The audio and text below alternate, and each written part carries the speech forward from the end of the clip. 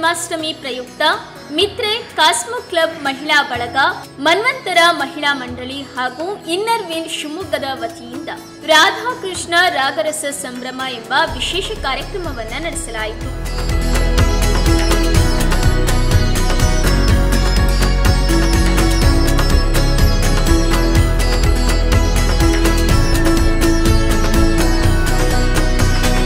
ಕಾರ್ಯಕ್ರಮದಲ್ಲಿ ರಾಧಾಕೃಷ್ಣ ಭಜನೆಗಳು, ರಾಧಾಕೃಷ್ಣ ನೃತ್ಯ ಪ್ರಸ್ತುತಿ, ಗುಂಪು ಗಾಯನ, ಆಟೋಟ ಸ್ಪರ್ಧೆ ಸೇರಿದಂತೆ ವಿವಿಧ ಸಾಂಸ್ಕೃತಿಕ ಕಾರ್ಯಕ್ರಮಗಳನ್ನು ನಡೆಸಲಾಯಿತು.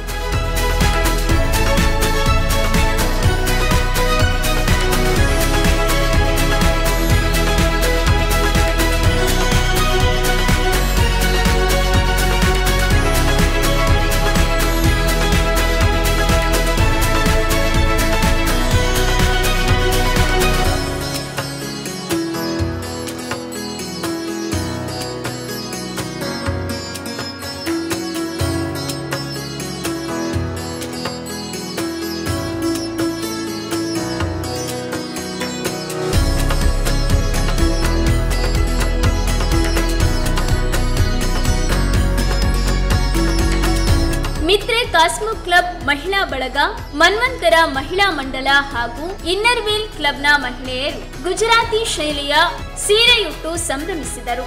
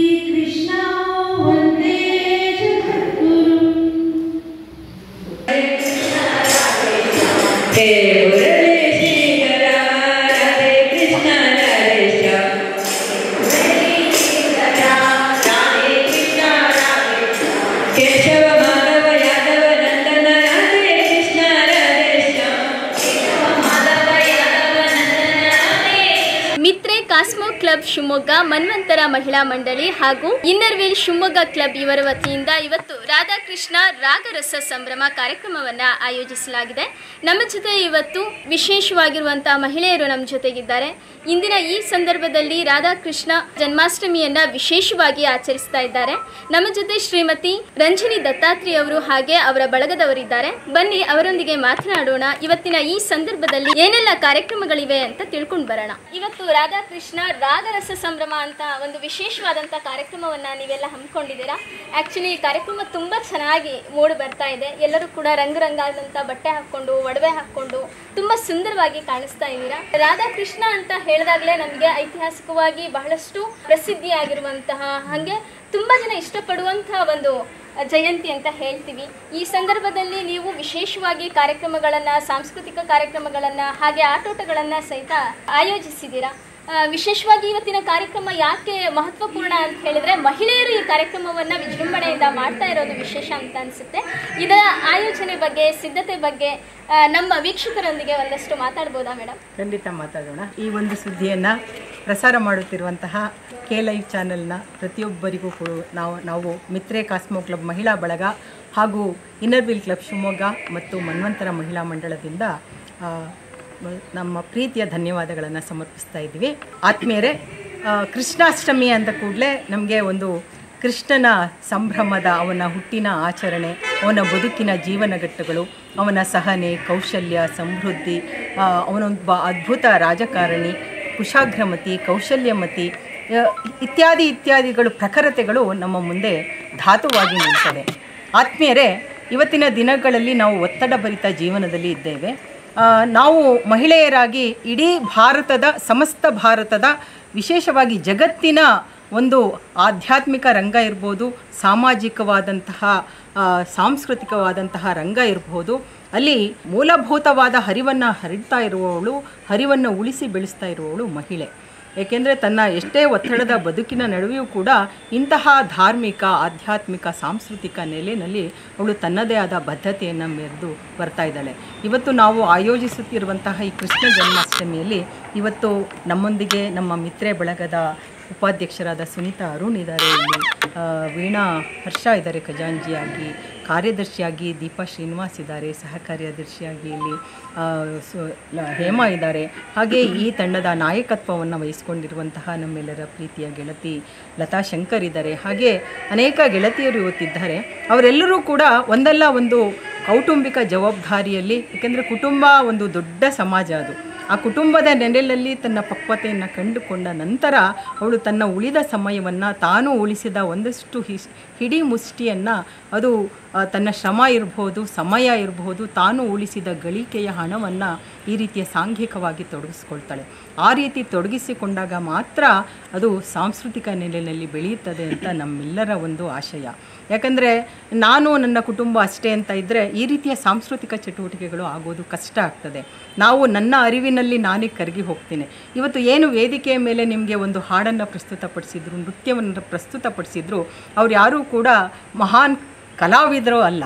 ತಮ್ಮದೇ ನೆಲೆಯಲ್ಲಿ, ತಮ್ಮ ಸರಳ ಚೌಕಟ್ಟಿನಲ್ಲಿ, ತಮ್ಮದೇ ಪುಟ್ಟ ಪುಟ್ಟ ಸಂಘ ಸಂಸ್ಥೆಗಳ ಮೂಲಕ ಈ ರೀತಿಯ ಆಧ್ಯಾತ್ಮಿಕ ಅಥವಾ ಸಾಂಸ್ಕೃತಿಕ ಹರಿವನ್ನು ಕಟ್ಟಿಕೊಟ್ಟವರು. ನಿಜವಾಗ್ಲೂ ನಾನು ಅವರೆಲ್ಲರಿಗೂ ಪ್ರೀತಿಯ ನಮನಗಳನ್ನು ಸಲ್ಲಿಸ್ತೀನಿ. ಇನ್ನು ಈ ಕೃಷ್ಣನ ಬಗ್ಗೆ ನಿಜವಾಗ್ಲೂ ಹೇಳಬೇಕಂದ್ರೆ, ಕೃಷ್ಣ ಜನ್ಮಾಷ್ಟಮಿ ಇಡೀ ಭಾರತದಾದ್ಯಂತ ಅವನ ಸಂಭ್ರಮವನ್ನು ನಾವು ಯಾಕೆ ಆಚರಿಸ್ತೀವಿ ಅಂದರೆ, ಆ ಒಂದು ರಾಧಾಕೃಷ್ಣ ಅಂತ ಅಂದ ಕೂಡಲೇ ನಮ್ಮಲ್ಲಿ ತಾನಾಗೆ ಒಂದು ಅನಿವಾರ್ಚನೀಯವಾದಂತಹ ಭಾವ ನಮ್ಮೊಳಗೆ ಉದ್ದೀಪನ ಆಗುತ್ತೆ. ಅಷ್ಟೊಂದು ತಾಧ್ಯಾತ್ಮಕತೆ ನಮ್ಮಲ್ಲಿ ಮೂಡುತ್ತೆ. ಕಾರಣ ಏನಂತಂದರೆ, ಅವರೊಳಗಿರುವ ಅನನ್ಯ ಪ್ರೀತಿಗಿಂತ ಹೆಚ್ಚಾಗಿ ಭಕ್ತಿಗಿಂತ ಹೆಚ್ಚಾಗಿ ಆತ್ಮಶುದ್ಧತೆ. ಆ ಆತ್ಮಶುದ್ಧತೆಯ ಹರಿವಿನಿಂದಾಗಿ ಅವರು ಇವತ್ತಿಗೂ ಕೂಡ ಈ ಪ್ರಪಂಚದಾದ್ಯಂತ ರಾಧಾಕೃಷ್ಣ ಅಂದರೆ ಒಂದು ಅನನ್ಯವಾದ ಬಿಂದು ಭಾವ ಎಲ್ಲರಲ್ಲೂ ಖಂಡಿತ ಮೂಡುತ್ತೆ. ಯಾಕೆ ಅಂತಂದರೆ, ಯಾರನ್ನೂ ಯಾವುದಕ್ಕೂ ಅಪೇಕ್ಷೆ ಪಡದೆ ನಿರಪೇಕ್ಷ ಸಿದ್ಧಾಂತದಿಂದ ಅವರು ತಮ್ಮ ಬದುಕನ್ನು ಕಟ್ಟಿಕೊಟ್ರು. ಆ ಬದುಕಿನ ಸತ್ವವನ್ನು, ಸಾರವನ್ನು ಜಗತ್ತಿಗೆ ತಿಳಿಸ್ತಾ ಹೋದರು. ಎಲ್ಲವೂ ಬೇಕು ನನಗೆ ಎನ್ನುವ ಹಂಬಲದಿಂದ ಹೊರತುಪಡಿಸಿದಂತಹ ಜೀವನ ಬದ್ಧತೆಯನ್ನು ಅವರು ಕಟ್ಟಿಕೊಟ್ರು. ಕೃಷ್ಣನ ಜನನವಾಗಿದ್ದೇ ಈ ಭೂಮಿಯಲ್ಲಿ ತಾಂಡವವಾಡುತ್ತಿದ್ದಂತಹ ರಾಕ್ಷಸತ್ವ ಗುಣಗಳನ್ನು ದಮನ ಮಾಡಿ ಸತ್ವಗುಣಗಳನ್ನು ಜಗತ್ತಿಗೆ ತಿಳಿಸಬೇಕು ಅಂತೇಳಿ ಕೃಷ್ಣನ ಉದಯವಾಯಿತು, ಕೃಷ್ಣನ ಜನ್ಮವಾಯಿತು. ಅದನ್ನು ಅವನು ಸಾದರಪಡಿಸಿದ ಕೂಡ.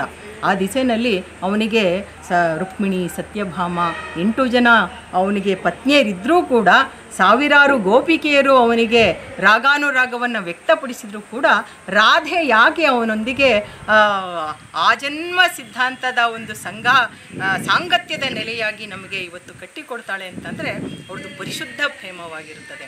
ಆ ಪರಿಶುದ್ಧತೆಯಲ್ಲಿ ಕೃಷ್ಣ ನೀನು ಮುನ್ನಡಿ, ಕೃಷ್ಣ ನೀನು ಈ ಜಗತ್ತಿನ ಉದ್ಧಾರಕ್ಕಾಗಿ ಬಂದವನು, ಬೃಂದಾವನದಲ್ಲೇ ನಿಲ್ಬೇಡ, ನಿನ್ನ ತನವನ್ನು ನೀನು ಕಟ್ಟಿಕೊಂಡು ಮುನ್ನಡಿ, ನಾನು ಸದಾ ನಿನ್ನ ಸ್ಮರಣೆಯಲ್ಲೇ ನನ್ನ ಜೀವನವನ್ನು ಕಳೀತೀನಿ ಅಂತ ಹೇಳ್ತಾಳೆ. ಅದನ್ನು ಹೇಳ್ತಾ ಹೋದರೆ ಬಹಳಷ್ಟು ದೀರ್ಘವಾಗಿರುತ್ತೆ.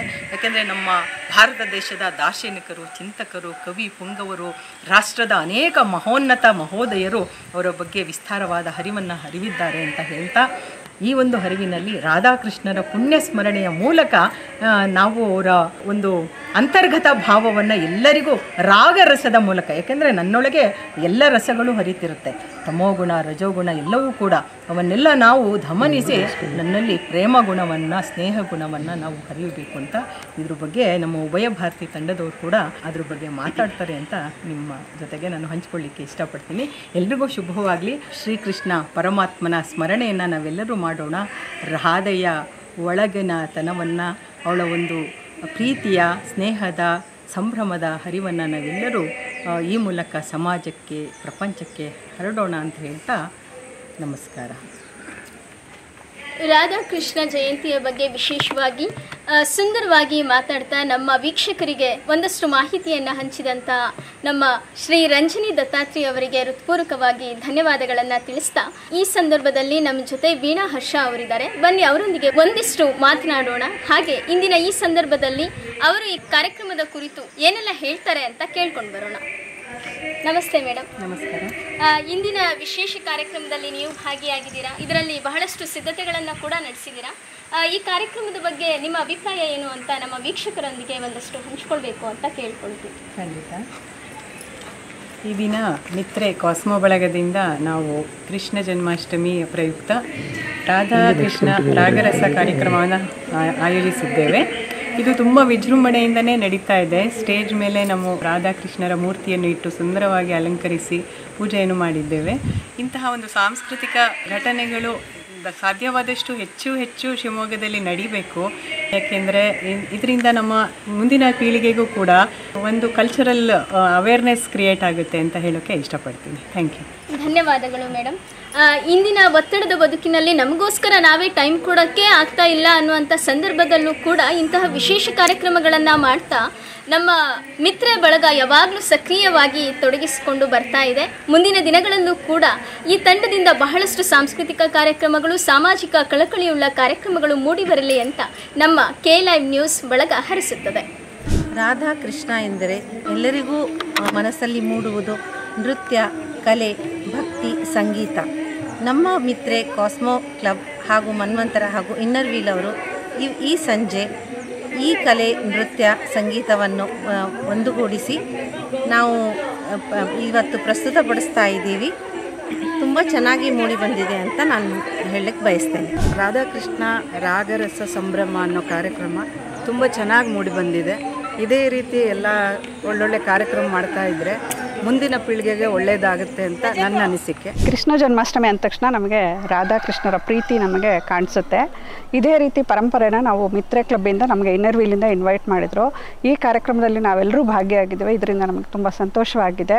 ಹಾಗೂ ಇದೇ ಥರ ನಮ್ಮ ಕಾರ್ಯಕ್ರಮನ ಮುಂದುವರಿಸ್ಕೊಳ್ತಾ ಬಂದರೆ ನಾವು ಅದ್ರ ಜೊತೆಗೆ ನಾವು ಸಹಯೋಗದಿಂದ ಇರ್ತೀವಿ. ನಮ್ಮ ಸಂಸ್ಕೃತಿನ ಬೆಳೆಸುವ ನಿಟ್ಟಿನಲ್ಲಿ ನಾವೆಲ್ಲರೂ ಕಾರ್ಯಪ್ರವೃತ್ತರಾಗ್ತೀವಿ ಅಂತ ಕೇಳ್ಕೊಳ್ತೀನಿ. ಸೇವಾ ಮನೋಭಾವನೆ ಹಾಗೂ ನಮ್ಮ ಸಂಸ್ಕೃತಿಯನ್ನು ಉಳಿಸುವ ನಿಟ್ಟಿನಲ್ಲಿ ನಾವು ಭಾಗಿಯಾಗ್ತೀವಿ ಅಂತ ಹೇಳ್ತೀವಿ.